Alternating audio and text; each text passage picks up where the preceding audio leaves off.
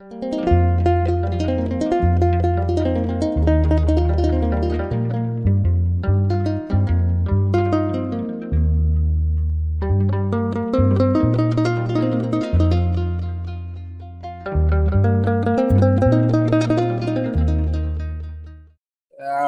5 የሚጠጉ ይመስለኛል ጥያቄዎቹ የራሳቸው እንትን ቢባሉና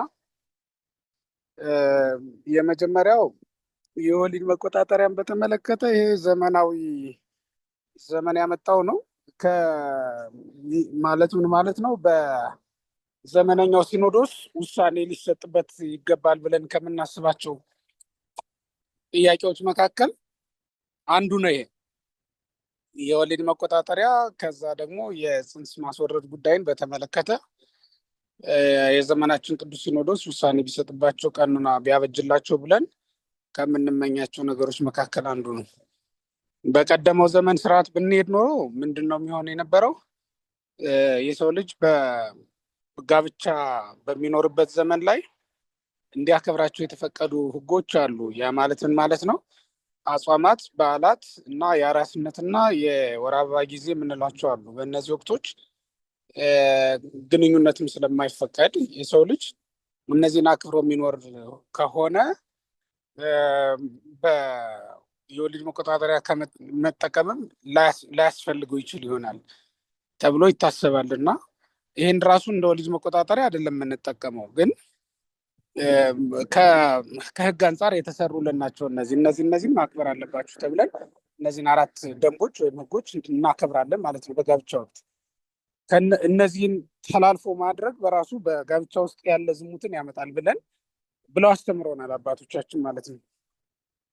ከዚህ አንጻር አሁን የወሊድ መቆጣጠሪያ በቤተክርስቲያናችን ቀኖና እስካልተሰጠበት ድረስ ለጊዜው እንዳለ በማይፈቀዱ ህጎች ነው የምንይዘው እንጂ በሚፈቀዱ ልንይዘው ስለማንችል አይፈቀድም በሚለው ነው ልንይዘው የምንችለው።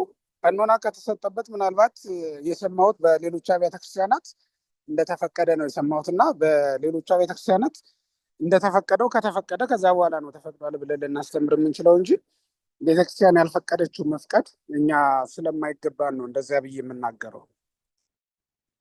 ምናልባትም አንዳንድ ጊዜ ከወሊድ ጋር ተያይዞ የሚመጡ ችግሮች ያሉባቸው ሰዎች ሊኖሩ ይችላሉ። ይሄ ማለት ምን ማለት ነው? እስከ ሞት የሚያደርስ በሽታ ሊሆን ይችላል። አለበለዚያም ሌላ ተያያዥ ጉዳዮች ሊኖሩ ይችላሉ እና እንደዚህ አይነት ፈተናዎች ወይም ችግሮች ያሉባቸው ባለትዳሮች ካሉ እዚህ ውስጥ ምናልባት ይሄን እየሰሙ ያሉ ከመምህረ ንስሐዎቻቸው ጋር በመነጋገር ሊፈቱት የሚችል ችግር ነው እንጂ እንዲህ ባለ በጉባኤ መካከል መልስ ልንሰጥበት የምንችል እንደማይሆን ተናግሬ ወደ ሌሎቹ ባልፍ ነው የተሻለ የሚሆነው። ቀጥሎ የተነሳው ጥያቄ ምንድን ነው? የባልና ሚስት ተለያይቶ መቁረብ ይችላሉ የሚለው ነው። ተለያይቶ መቁረብ የሚችሉት ምናልባትም እየቆረቡ ወይም በቅዱስ ቁርባን ጋብቻቸውን የመሰሩትና ከዛ በኋላ አንድ ላይ የማይኖሩበት ሁኔታ ይፈጠራል። ለምሳሌ እናንተ ባላችሁበት ሀገር ሚስት ወይ ባል ሊኖሩ ይችላሉ ከሁለቱ አንዱ፣ ሌላው ደግሞ ሁለተኛው አካል እዚህኛ ሀገር ሊኖር ይችላል። እንዲህ ባለ ሁኔታ የሚኖሩ ሰዎች ካሉ በተለያየ ቦታ ላይ በተለያየ ደብር ነው የሚያስቀድሱት። የግድ አንድ ላይ መጎናጸፊያ ለብሳችሁ በእያንዳንዱ ቀን ቁረቡ ስለማንላቸው ሊቆርቡ ይችላሉ። ከዚያ ውጭ ግን አሁን በተለመደው የሀገራችን ስርዓት የትኛውም አይነት የጋብቻ መንገድ ሰው ሊጋባ ይችላል። በኋላ ግን አንዱ መቁረብ ይፈልግና አንዱ ደግሞ መቁረብ አልፈልግም ሊል ይችላል እና እንዲህ አይነት ውዝግብ ላይ ያሉ ሰዎች ካሉ ተስማምተው እንዲመጡ ነው የምናዝ መጀመሪያ። ምክንያቱም ጌታ በወንጌል ሳምራዊቷ ሴት በጠየቀችው ጊዜ ምንድን ነው ያላት? ሂጂና ባልሽን ጠርተሽ ነይ ነው አይደል ያላት። እኛም እሱን እንላለን ማለት ነው። በዮሐንስ ወንጌል ምዕራፍ 4 ላይ ያለችውን ሴት ማለት ነው እና በቤተክርስቲያንም ዘንድ አሁን የሚመጡ ሰዎች ካሉ ሂጂና ባልሽን ጠርተሽ ነይ ወይም ሚስትን ጠርተህና ተብሎ እንደገና ይመለሳል ማለት ነው። ከዚህ አንጻር ይህንንም አሁን የምናየውን ነገር ወይም የተነሳውን ጥያቄ በዚህ መልኩ ብንመለከተው የተሻለ ነው። እንዳልኩት ቅድም በቅዱስ ቁርባን ጋብቻቸውን የመሰረቱ ሰዎች ግን የግድ መጠባበቅ አይኖርባቸውም። እሱ በማይመቸው ቀን በስራ ምክንያት ሊሆን ይችላል የማይመቸው እና የታወቀ ምክንያት ከሆነ ቤተክርስቲያን የምትቀበለው ስለሚሆን ምክንያቱን ላይቆርብ ይችላል። እሷ ግን ልትቆርብ ትችላለች። ይሄ በቤተክርስቲያን አሁንም እየተደረገ ያለ ነው። ስናደርገው እንቀጥላለን ማለት ነው። በትዳር ውስጥ ስንመለከት በተለይ በዚህ ዘመን ትልቁ ፈተና የትዳር ይመስለኛል። ትልቁ ተጋድሎ ያለው እዛ ላይ ነው። ምንኩስናችንም ተፈትኗል። በእርግጥ አሁን ላይ ትዳርም እንደዚሁ ከሚፈተኑ ነገሮች መካከል አንዱ ነው። ምክንያቱም የቅድስና ምንጭ ከሆኑ ነገሮች ላይ ምንጊዜም ፈተና እንደሚበዛ የሚታወቅ ነገር ስለሆነ ነው። ከዚህ የተነሳ አሁን ላይ በተለይ እናንተ በምትኖሩበት ሀገር የትዳር ሁኔታ በምን አይነት መንገድ ቀላል እየሆነ እየመጣ እንደሆነ እና ዓለም እንዴት እንዳራከሰችው የምትመለከቱት ነው። ከኔ የተሻለ መረጃ ስላላችሁ ማለት ነው።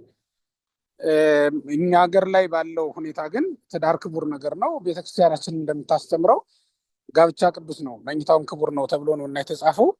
ያንን ይዘን ነው የምንቀጥለው ማለት ነው እና በመካከል የሚፈጠሩ ግጭቶች ሊኖሩ ይችላሉ። ይህ ምንም ጥርጥር የለውም። ምክንያቱም ሰው በራሱ እንኳን የራሱ ባህሪ አልስማማለት ብሎ የሚቸገርበት ጊዜ አለ እና ባልና ሚስትም ልክ እንደዚሁ ሊፈተኑ ይችላሉ።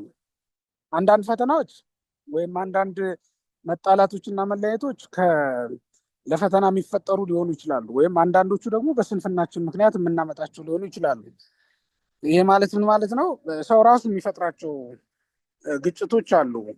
ምን ማለት ነው? በስንፍና ምክንያት ሰነፍ ባል ወይም ሰነፍ ሚስት ያለችው ሰው ካለ በዛ ምክንያት ችግሮች ቢፈጠሩ ፈተናውን ራሳችን ፈጠር ነው ተብሎ ሊያዝ ይችላል ማለት ነው። ከዛ ውጭ ግን ዲያብሎስ የሚያመጣቸውም ደግሞ ክርክሮች ወይም ችግሮች ሊፈጠሩ ይችላሉ። ለምሳሌ የአብርሃምና የሳራን ብንመለከት ወደ ሳራ እንዲገባ የፈቀደችለት ወደ አጋር እንዲገባ የፈቀደችለት ራሷ ሳራ ናት።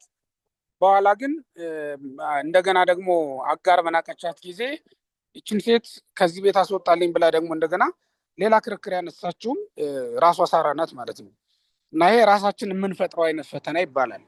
መጨረሻውን ሳናውቅ ወይም ስለማንረዳው አጨራረሱን የችግሮቹ መጨረሻ ምን ላይ እንደሚያደርስን ስለማናውቅ ራሳችን የምንፈጥራቸው ፈተናዎች አሉ። በኋላ ላይ ግን ራሳችን ደግሞ እስከ ትዳር መፈታት ድረስ ያንን ነገር ስንፈተንበት እንታያለን ማለት ነው። እና በመጀመሪያ እኔ አንድ ሰው በትዳር ውስጥ ሁልጊዜ ምቾትና ሰላም አለ ብሎ አምኖ መግባት የለበትም። ምክንያቱም ፍቅርና ሰላም እንዳለ ሁሉ መጣላትና መጨቃጨቅ፣ እረፍት ማጣትም ሊኖር እንደሚችል ማሰብ ስላለበት ነው።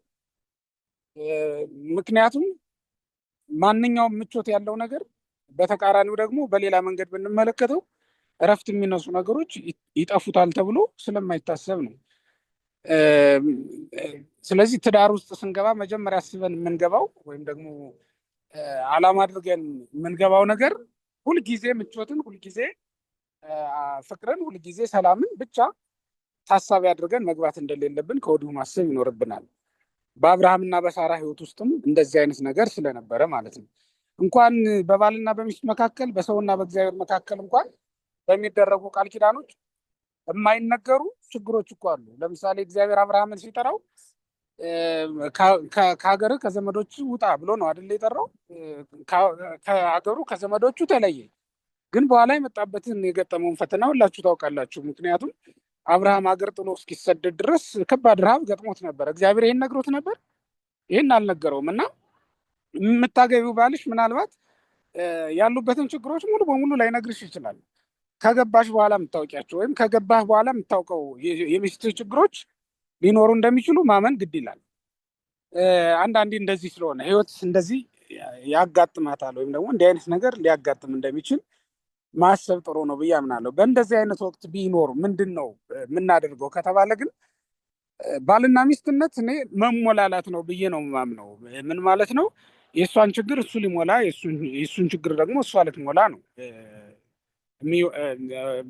መቀጠል የሚችለው እንደዛ ሲሆን ነው። ስለዚህ የጎደለ ነገር የሌላት ሚስት እስክናገኝ ድረስ የምንቀጥል ከሆነ እንደዚያ አንቀጥልም። ለምሳሌ እኛ እግዚአብሔር እስክንጸድቅ ድረስ ጠብቀን አምላክ አላደረግነውም አይደለ? አምላክ ካደረግነው በኋላ ነው የጸደቅነው። እና እግዚአብሔር ችግራችንን እየሞላ ነው ዛሬም እየኖርን ያለ ነው እንጂ በህይወታችን ውስጥ ጉድለት የሌለብን ሆነን ኖረን አናውቅም። እና እኔ ባልና ሚስትነት በመጀመሪያ አንድ ክርስቲያን ከእግዚአብሔር ጋር እንደሚያደርገው ግንኙነት ያለ ነው። በእግዚአብሔር ዘንድ ጉድለት አይታይም። በሰዎች ዘንድ ግን ጉድለት ይታያል። ያንን ጉድለት እየተወነው እግዚአብሔር እየኖርን ያለ ነው ማለት ነው። ነገር ግን ጉድለታችን በበዛ ቁጥር አንዳንዴ እግዚአብሔር የሚቆጣበት ጊዜ አለ አይደል? እግዚአብሔር የሚቆጣበት ጊዜ አለ። እንደዛ ሁሉ ደጋግ ባሎች ያሏቸው ሴቶች የሆነ ጊዜ ላይ ቁጡ ሆነው ወይም ደግሞ ክፉ ሆነው ሊገለጡላቸው ቢችሉ ልክ አንድ ክርስቲያን ከእግዚአብሔር ጋር እንደሚያደርገው ግንኙነት አይነት መሆኑን የጋብቻ ስርዓት እንደዛ መሆኑን የጋብቻ ግንኙነት እንደዛ መሆኑን ማወቅ መረዳት ከቻለ አንድ ሰው እኔ በጋብቻ ውስጥ ያለውን ፈተና መቋቋም ይችላል ብዬ አምናለሁ። እና እስከምን ድረስ ነው ከተባለ በፍትሐ ነገሥት የተቀመጡ የፍቺ ስርዓቶች አሉ። ሰው ሃይማኖቱን ከለወጠ፣ ሰው በበሽታ ምክንያት ግንኙነት ላይ ከተቸገረ፣ በበሽታ ምክንያት የምንለው ምንድን ነው? እዛም ላይ የተጠቀሱ በሽታዎች አሉ እና ከዛም አልፎ ደግሞ ሌሎች ፈተናዎች አሉ ጋብቻ እስከ መለያየት ድረስ ሊያደርሱት የሚችሉ ማለት ነው። ከዛ ውጭ ግን ሰነፈች፣ ደረቀች ብሎ ወይም ታመመች እና እንዲህ አይነት ነገር ተፈጠረ ብሎ ላይክዳት ላይፈታት አስቀድሞ ቃል የገባ ስለሆነ በዚህ ሁኔታ ተቻችሎ መኖርን እስከ መጨረሻው ድረስ እስከ ሞት ድረስ እንደ አንድ ብርቱ የተጋድሎ መንገድ ቆጥሮ መሄድ የቻለ ሰው ዋጋ ይቀበልበታል ብዬ አምናለሁ። በዚህ መንገድ ቢሆን ነው መልካም የሚሆነው። ዝሙት ለምሳሌ አሁን በዝሙት ወድቃ ብትገኝ ወይም ወድቆ ቢገኝ አንድ ሰው ጋብቻ ሊፈታ ይችላል። ግን ያ ልማድ ሲሆን ነው እንጂ የአንድ ቀን ጉዳይ ወይም የአንድ ቀን አጋጣሚ ከሆነ ሊታለፍ ሁሉ የሚችል ነው ማለት ነው። እና ልክ አንድ ክርስቲያን ከእግዚአብሔር ጋር እንደሚያደርገው አይነት ግንኙነት ብናደርግ ትዳራችን መቀጠል ይችላል ብዬ አምናለሁ ነው። ልጆቻችንን እንዴት ነው ማሳደግ ያለብን በዚህ ዘመን? በነገራችን ላይ እንደየዘመኑ ሊለያይ ይችላል የልጆች አስተዳደግ ሁኔታን በተመለከተ ማለት ነው። ምን ማለት ነው? ፈተናውም እንደየዘመኑ የሚለያይ ስለሆነ ነው። ችግሮቹ እንደየዘመኑ የሚለያዩ ሆኖ ከተገኘ የምንጠቀመው ጥበብም እንደዚሁ እንደየዘመኑ ሊለያይ ይችላል ማለት ነው። ለምሳሌ በዚህ ዘመን ከባዱ ፈተና በቴክኖሎጂ በኩል የሚመጣው ፈተና ነው። ሁለተኛው ደግሞ በትምህርት ቤት ወይም ስርዓተ ትምህርቱ በራሱ አሁን በመላው ዓለም ያለው ስርዓተ ትምህርት በራሱ ለልጆች ለሕይወታቸው የሚጠቅም አለመሆኑ በጣም በብዙ ነገር ሲፈተኑ እናያለን ልጆች እና እሱ አይነት ፈተና ልጆቻችን ላይ ስለሚያጋጥም እኔ አሁን ላይ ያለውን የልጆች አስተዳደግ እንደየዘመኑ ራሱን የቻለ ብልሃት ብንፈጥርለት ዘመኑን መዋጀት ማለት ይህ ስለሆነ ነው። ዘመኑን መዋጀት ማለት በዚያ ዘመን ያለውን ፈተና መቋቋም የሚችሉበትን ጥበብ መፍጠር መቻል ማለት ስለሆነ ነው እና እሱን ማድረግ ብንችል ለልጆቻችን መልካሙን ነገር መልካሙን የማሳደግ ጥበብ ማድረግ እንችላለን ብዬ አምናለሁ። እሱ ቢሆን ከዛ በተጨማሪ ልጆቻችንን ለስጋቸው እንደምንጨነቅላቸው ሁሉ ለነፍሳቸውም የምንጨነቅላቸው መሆን ይኖርብናል ማለት ነው እና ልክ እንደዚሁ ምንድን ነው ለስጋቸው የምንጨነቅላቸው ማለት ምንድን ነው? ራቁታቸው እንዳይሆኑ እናለብሳቸዋለን፣ እንዳይረባቸው ምግብ እንገዛላቸዋለን፣ ትምህርት እንደሚያስፈልጋቸው በማመን የተሻለ ትምህርት ቤት ላይ ወስደን እናስገባቸዋለን ማለት ነው እና ልክ እንደዛ ሁሉ ማን ነው አሁን ለልጆቹ መንፈሳዊ ነገርን አስቦ ይሄ ይገባዋል ልጄ፣ ይሄ ያስፈልገዋል ልጄ ብሎ የሚያደርግ ሰው ብዙም አይታይም እውነት ለመናገር እና የራሳችን ችግር ነው ልጆቻችንን በኋላ ላይ የሚያሳጣን ማለት ነው። አሁን ልጆቻችንን ከጉያችን ላይ ነጥቆ የሚወስድብን ፈተና እያየን ያ ማለት በቴክኖሎጂ ጉዳይ መልክም ሊሆን ይችላል፣ አለበለዚያ በዘመናዊ የትምህርት ቀረጻው በራሱ የሚያመጣው ፈተና ሊሆን ይችላል። ልጆቻችንን የሚያሳጣን ነው እያንዳንዱ ነገር ስንመለከት ማለት ነው እና እጃችን ላይ ሆነው ነው የምናጣቸው። እሱን እንኳን አናስብም። እኛ የምናውቀው አጠገባችን መሆናቸውን ነው። ግን አጠገባችን ሆነው የተወሰዱ ልጆች አሉን እኛ ሌሎች የሚቆጣጠሯቸው ከሩቅ ሆነው እንደፈለጉ የሚያደርጓቸው ልጆች ነው ያሉን እና እሱ እንዳይሆን እኛ ራሳችን በመጀመሪያ ራሳችን አብነት እንሁናቸው። ያ ማለት እንደ ክርስቲያን እንኑር።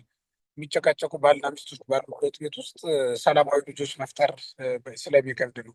ስለዚህ እኛ ራሳችን እንደ ክርስቲያን እንኑር። ከዛ በኋላ ልጆቻችንን ክርስቲያናዊ ኑሮ እንዲኖሩ ማድረግ እንችላለን የሚለው ነው። አንዳንዱ ሰው ልጆቹ እንዲማሩለት እንጂ እሱ ምንም መለወጥ የማይፈልግ ሰው አለ እና አይ በቃ ለልጆች ያስተምሩልኝ እንጂ እኔ ከዚህ በኋላ ብሎ ተስፋ የቆረጠ በጣም ብዙ ሰው እናያለን።